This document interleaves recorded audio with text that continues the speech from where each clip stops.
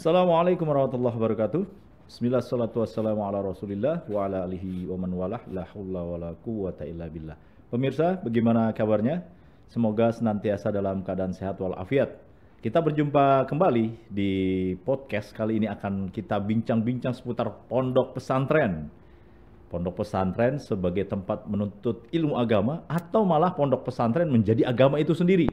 Nah, karena setiap sisi kehidupan harus ngikutin gaya pesantren. Kita tanya sama yang lulusan pondok dan memang juga beliau ahli di bidangnya sampai disertasinya juga bicara tentang nilai-nilai yang ada di pondok, pendidikan tentunya. Siapa lagi? Yaitu Ustazuna Ustaz Dr. Zainal Abidin LCMM Hafizullah Ta'ala. Kita sapa terlebih dahulu. Assalamualaikum Ustaz. Waalaikumsalam warahmatullahi wabarakatuh. Gimana, sehat Ustaz ya? Alhamdulillah. Keluarga sehat Ustaz ya? walafiat. Amin. Amin ya Rabbal Alamin. Mudah-mudahan Ustadz, tim dan keluarga senantiasa dalam keadaan sehat walafiat dan mudah-mudahan kita dihimpun oleh Allah Subhanahu wa taala di surganya kelak. Amin Ustadz. Amin, amin. Ustadz, ini ada pertanyaan begini Ustadz, yang sedang lagi rame-rame ini. Ya, Nggak tahu ini anti kritik ya atau memang harusnya memang sebagai autokritik yang membangun Ustadz. ya, ya. Jadi sebelum bicara panjang tentang pesantren Ustadz, sebenarnya di tanah air itu Ustadz, apa sih definisi pondok pesantren sama apa peran atau sejarahnya Ustadz di tanah air kita Ustadz? Baik. Silakan. Assalamualaikum warahmatullahi wabarakatuh. Alhamdulillah wassalatu wassalamu ala Rasulillah wa ba'd. Bicara masalah pondok itu dari kalimat funduk yang itu adalah hotel, asrama, tempat hunian atau guest house Oke. atau tempat orang itu menginap. Makanya sampai hari ini masih dipakai di negara Arab yaitu funduk, ya kan gitu, yaitu hotel. Hotel, baik. Pesantren adalah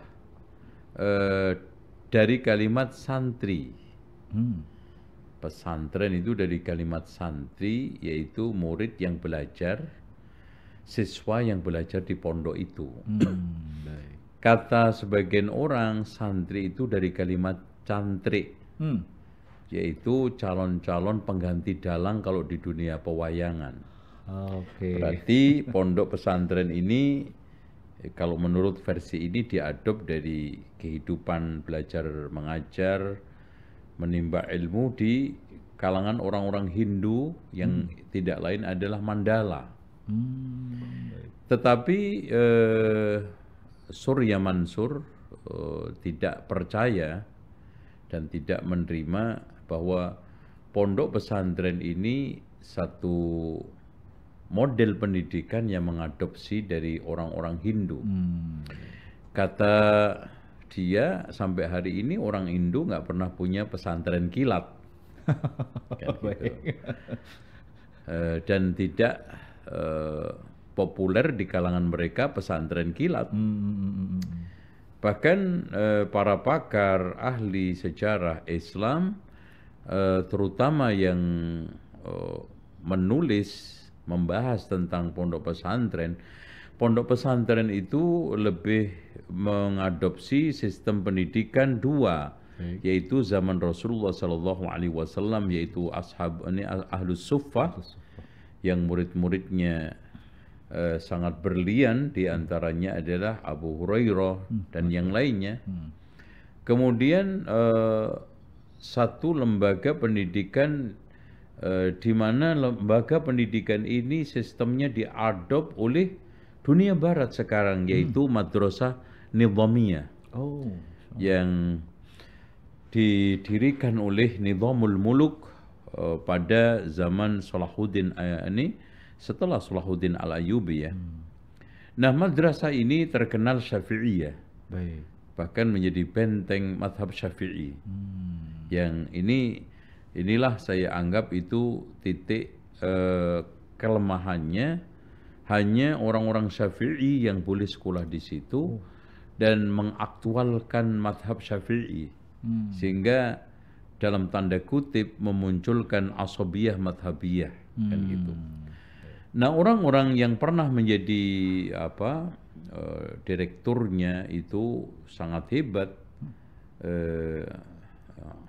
Izzuddin Abdus Salam, Abu Hamid Al-Ghazali, ya Ibnul Jauzi, dan juga masih banyak ulama-ulama yang dulu menjadi kepala sekolah di situ. Masya Allah.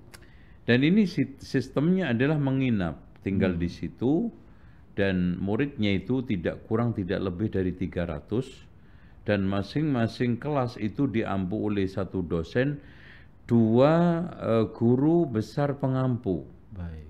2 guru besar pengampu ini ngerawat orang-orang yang sudah dimatangkan lagi, yang belum paham dipahamkan. Jadi tidak ada delay di dalam penanaman ilmu pengetahuan dan informasi tentang Islam. Baik. Jadi inilah yang dimaksud dengan belajar tuntas. Oke, baik. Jadi nggak ada sekarang ketika selesai belajar mengajar, maka murid itu ditanya, kalian udah paham belum? Kalau paham sekarang sudah oke. Kalau belum paham, siapa yang belum paham? 5 dipanggil, 3 dipanggil, dikumpulkan. Nah, ditutorial oleh guru 2 ini tadi. Masya Allah ya. Jadi sehingga tidaklah keluar dari kelas selesai pembelajaran itu tuntas belajar selesai.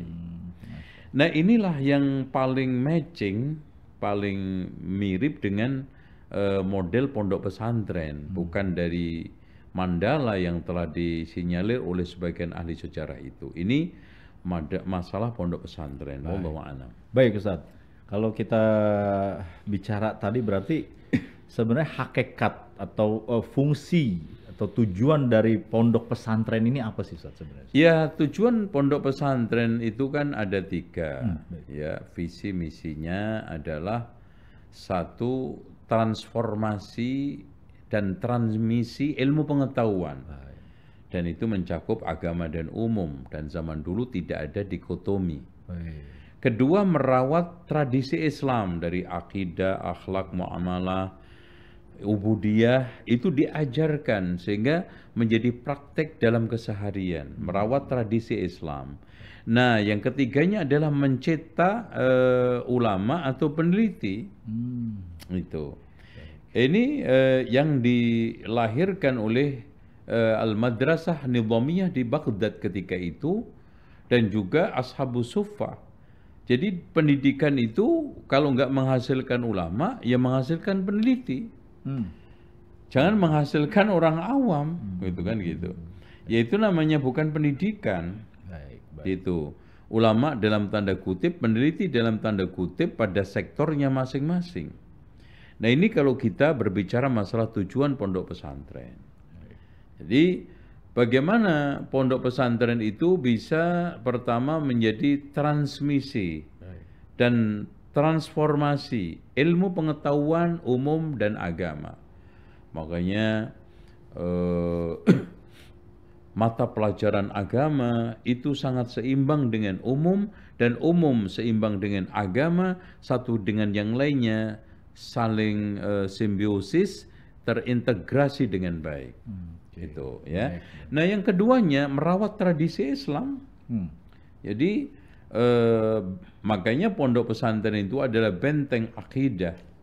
Pondok pesantren adalah tempat proteksi akhlak yang paling terbaik. Pondok pesantren adalah tempat pelatihan praktek ibadah yang cukup utuh dan sempurna. Pondok pesantren adalah tempat untuk bagaimana mengaktualisasikan muamalah-muamalah Islam, ya, berdasarkan fikih-fikih para ulama yang ada di dalam kitab-kitab klasik itu. Nah, yang terakhir yang tidak kalah pentingnya, pondok pesantren adalah tempat lahirnya para ulama dan para peneliti, baik itu level lokal maupun internasional. Masya Allah, luar biasa. Bicara tentang ini Ustaz, tadi tempat untuk memprotektif akhlak Ustaz ya, sama belajar ibadah Ustaz. Di proses pencapaian atau tujuan dari pesantren itu, apakah benar Ustaz diajarkan antara adab dengan keberkahan seorang santri kepada ulama atau gurunya atau kiai kita sekarang, untuk ikhtiram, menghormati ulama, itu memang adakah situasi yang menjadi tradisi? Kalau cium tangan tuh harus, mohon maaf Ustadz, misalnya ngesot jalan dari jarak sekian meter baru cium tangan. Apakah itu memang berbanding lurus dengan penanaman akhlak dan seterusnya? Terus terang begini, bahwa pesantren baik yang dibangun oleh Rasulullah Sallallahu Alaihi Wasallam di Suffah, Nizamiyah, itu tidak pernah membangun feudalisme dan tidak pernah membudayakan feodal di dalam sistemnya. Itu. Guru ya guru kita hormati, dan cara penghormatan itu tetap harus pada koridor batas-batas syariat. Contoh yang paling aktual adalah bagaimana Zaid bin Sabit dengan Abdullah ibnu Abbas mengungkapkan saling menghormati. Pernah Abdullah ibnu Abbas mencium tangannya Zaid ibnu Thabit. Dia merasa nggak nyaman. Apa yang dikatakan oleh Abdullah ibnu Abbas, beginilah Rasulullah mengajarkan kepada saya untuk menghormati ulama. Itu. Terus suatu ketika Abdullah ibnu Abbas dilayani oleh Zaid ibnu Thabit dengan dinaikkan, dikondisikan, ya, dipegang untanya ketika Abdullah ibnu Abbas naik. Dia juga merasa nggak nyaman. Ini seorang sahabat senior, ulama di kalangan sahabat, lebih tua dari saya, menyiapkan kuda yang saya mau naiki, nggak enak, jangan seperti ini. Kata Zaid ibnu Thabit, beginilah Rasulullah mengajarkan saya di dalam cara menghormati keluarganya Rasulullah, Ahlul Bait. Jadi sebatas itu saja. Jadi intinya dibolehkan seorang itu menghormati orang yang lebih tua. Karena itu perintah agama. Laisa minna man lam yuwaqqir kabirana wa lam yarham saghirana. Tidak termasuk golongan kami orang yang tidak menghormati yang tua, menyayangi yang muda. Tapi tetap hormat menghormati itu, sayang menyayangi, harus di dalam koridor syariah, aturan syariah. Intinya yang diwanti-wanti oleh Rasulullah adalah menghormati orang dengan cara duduk sujud, rukuk sujud. Makanya ketika Mu'adz bin Jabal, ya, datang dari dari Syam, karena melihat para uskup, tokoh agama dihormati dengan cara sujud. Maka Mu'adz bin Jabal sepulang beliau dari Syam ke Madinah menghormati Rasulullah dengan cara sujud. Langsung Rasulullah SAW menyanggah, menghentikan, langsung meluruskan. Ma hadza ya Mu'adz?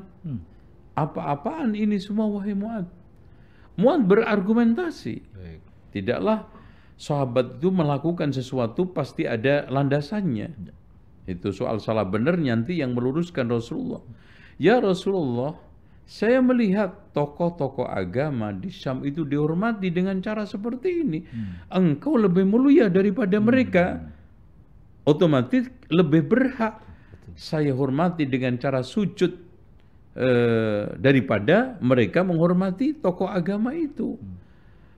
Akhirnya Rasulullah SAW meluruskan, ya Mu'adz, law amartu ahadan an yasjuda li ahadin la amartu imra'atan an tasjuda li zawjiha li'idhami haqqihi 'alaiha. Wahai Mu'adz, kalau seandainya aku boleh memerintahkan orang menghormati dengan cara sujud, maka aku akan perintahkan istri menghormati suami dengan cara sujud, karena besar haknya dia atas dia. Maksudnya hak suami atas istri. Tapi nggak boleh sama Rasulullah SAW. Maka cara-cara seperti ini lebih lebih kita bisa melihat di kalangan istana, di kalangan kerajaan, ya, itu memang ada. Kalau di pesantren kemungkinan besar ini adalah meniru, ya. Ini mengadopsi. Nah, tentang masalah pas atau tidak, cocok atau tidak, kita harus ukurkan, kembalikan, standarisasikan kepada syariat.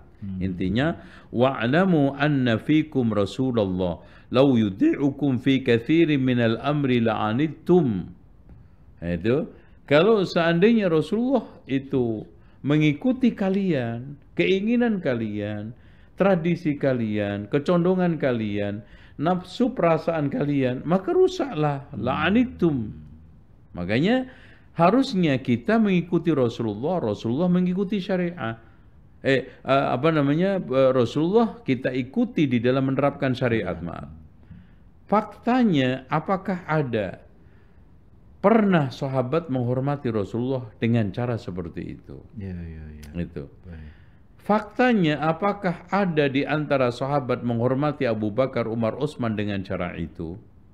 Yang ada tadi antara Abdullah ibnu Abbas, Zaid ibnu Sabit hanya sekedar cium tangan. Baik. Itu ya, wallahu a'lam Cium bishawab. tangan aja boleh Ustaz Ya, gitu boleh. ya. Yang nggak boleh kayak jalan gitu Ustaz ya, menundukkan sekian meter baru cium tangan bolak-balik lagi. Nah, udah gitu gini Ustaz. Ya. Bahwa ya sebenarnya ini di dunia akademis ilmiah Ustaz ya, boleh-boleh aja ya kasih masukan gitu Ustaz, apalagi ada dalilnya bukan atau anti kritik. Apalagi misalnya sampai menuduh balik bahwa hal-hal ini dilakukan maka kita harus protes karena di balik ini ada orang-orang radikal yang mempengaruhi ini. Nah, ini gimana tuh Ustaz? Ini yang kita itu kadang-kadang ngelihat sebagian mereka bahkan tokoh latah. Jadi mulutnya itu tidak ada filter untuk dengan mudah apapun diarahkan, kalau nggak radikal, intoleran, atau macam-macam, ya. Karena dia merasa sudah mendapatkan kartu toleran, kartu surga moderasi beragama. Sehingga siapapun itu ada potensi untuk dituduh radikal, dituduh garis keras, dituduh fundamental, dituduh intoleran. Ya, ini merupakan hal yang memperkeruh suasana. Ya, ini menunjukkan bahwa tidak punya nyali ilmiah. Itu. Tidak punya nyali untuk dialektika yang ilmiah, yang sekarang menggunakan dasar-dasar argumentasi yang kuat. Ya contoh aja, kalah dialog langsung bikin Wahabi lingkungan, itu kan gitu. Kalah dialog katanya yang menjadi dalang demo itu adalah kelompok intoleran. Nah, ini semuanya orang-orang kelompok yang tidak punya nyali akademis, tidak punya nyali ilmiah untuk melakukan apapun secara dialektika, argumentatif, dialogis. Ya kalau tidak ketemu akhirnya kompromistis itu aja. Saya kira sekarang menuduh itu terlalu emosional. Terlalu gegabah dan tergesa-gesa, bahkan tampak di sini ada subjektivitas untuk memanfaatkan suasana keruh ini, memojokkan, menembak, diarahkan pada kelompok tertentu. Itu aja. Sekarang tunjuk aja si Fulan lah yang sekarang kan di situ itu banyak pihak-pihak, bahkan mungkin ada non-Muslim. Ya. Yang menjadi pertanyaan yang pihak-pihak menjadi penyelenggara itu, yang ada non-muslimnya, yang ada orang awamnya, apakah kita berani mengatakan semua itu radikal? Nah ini nggak objektif sama sekali, ini nggak adil, nggak bijaksana. Gitu. Padahal kita sudah diajarkan oleh Rasulullah SAW doa, Allahumma inna nas'aluka kalimatal haqqi fir ridha wal ghadab. Ya Allah, aku memohon kepadamu ucapan yang benar di dalam keadaan ridha dan benci, suka duka, seneng gak seneng, kita tetap bisa berbicara hak. Dan itu thalathun munjiyat, 3 perkara yang menyelamatkan seseorang ya. Di antaranya adalah al-adlu fir ridha wal ghadab. Baik. Bisa bersikap adil dalam keadaan suka dan tidak suka. Terus kemudian wal qasdu fil ghina wal faqri, bersikap sederhana dalam keadaan cukup dan miskin. Dan yang ketiganya wal khasyatu fis sirri wal alaniyah, bisa bersikap khasyah di dalam keadaan sirri, sepi, wal alaniyah, diketahui orang. Gitu ya, wallahu a'lam. Baik, jadi tidak bermudah-mudah apalagi tokoh agama main menyudutkan pihak A, pihak B ya, tanpa menunjuk diri sendiri Ustaz ya. Iya. Apa namanya autokritik gitu, bukan anti kritik. Nah, di Dan orang yang anti kritik itu juga radikal. itu sudah. Iya radikal. Baik. Karena di antara sekian tanda orang itu objektif, bijaksana adalah ya namanya orang itu nggak ada satupun yang lepas dari kritikan omongan orang. Jadi ketika ada orang yang antipati dari kritikan, masukan, itu otomatis sudah radikal itu. Gitu. Baik. Oleh karena itu Ustaz, kita minta di akhir sesi ini kira-kira nilai wasatiyah apa Ustaz yang perlu kita kedepankan. Lagi-lagi ini biar kita tambah dewasa Ustaz dalam beragama. Begini aja ribut gitu Ustaz. Ya, inilah yang perlu kita ingatkan kepada tokoh-tokohnya, terutama dalam level tokoh. Sebetulnya jamaah umat, apalagi umat fanatis, itu mudah dilerai oleh tokoh fanatisnya. Jadi kadang-kadang yang menyulut, yang memicu ini adalah tokoh-tokohnya. Ya, kita memuji ada sekelompok yang sampai Masya Allah masjidnya dibakar, tapi tidak bereaksi emosional, bahkan reaksi sampai radikal. Tidak. Itu contoh aja media sampai reaksinya itu suruh nutup. Ini kan sudah berlebihan. Itu. Sementara ditutup tidaknya itu kan ada satu proses, ada prosedur dan yang lainnya. Itu cukup aja kalau memang salah minta maaf, audiensi, kemudian membuka dada. Wong ini orang Indonesia dengan Indonesia kok. Terus kemudian orang Nusantara dengan orang Nusantara. Ya rakyat juga dengan rakyat, bahkan oleh Muslim dengan Muslim. Semua dinaungi oleh Pancasila dan Undang-Undang Dasar, masa sih nggak bisa dialog dengan cara yang baik. Sementara kadang-kadang kalau dia nyerang orang pun seenak-enaknya kadang, ya. Kalau mendiskreditkan tokoh yang karena minoritas, karena merasa nggak punya daya upaya, udah main hantam, main nuduh, main sikat, main serang kan gitu, ya. Itulah ketika merasa besar mayoritas, arogansi itu pasti muncul. Wallahu a'lam bishawab dan wallahul musta'an. Baik Ustaz. Apa poin dari yang kita kedepankan Ustaz dari nilai wasatiyah Ustaz di kondisi seperti ini? Ya, otomatis adalah al-adl, bersikap adil di dalam menilai orang lain, dan itu ciri khas ahlu sunnati wal jamaah yang dikatakan oleh Ibnu Taimiyah. Ahlu sunnati yahkumuna ghairahu bil ilmi wal adli wal insaf, la kahali ahli bidah bil jahli wal dhulmi. Jadi ahli sunnah wal jamaah itu menghukumi orang lain dengan ilmu, adil dan objektif, tidak seperti ahli bid'ah dengan kebodohan, kezoliman dan ketidakobjektivitasan. Itu jadi adil yang harus kita. Terus kemudian di sini ada as-samahah, yaitu toleran. Yang juga kita tidak kalah pentingnya adalah egaliter, musawah. Kita di sini di hadapan undang-undang dan yang lainnya sama. Dan juga memang sebagian pemberitaan dan juga awak media ini juga harus menjaga adab-adab pemberitaan, adab-adab informasi, adab-adab menyampaikan berita. Itu memang menyebut orang, sosok, terus kemudian lembaga dan yang lainnya ini memang sensitif. Ya, baik. Itu intinya al-qila wal qal itu dihindarkan, ya.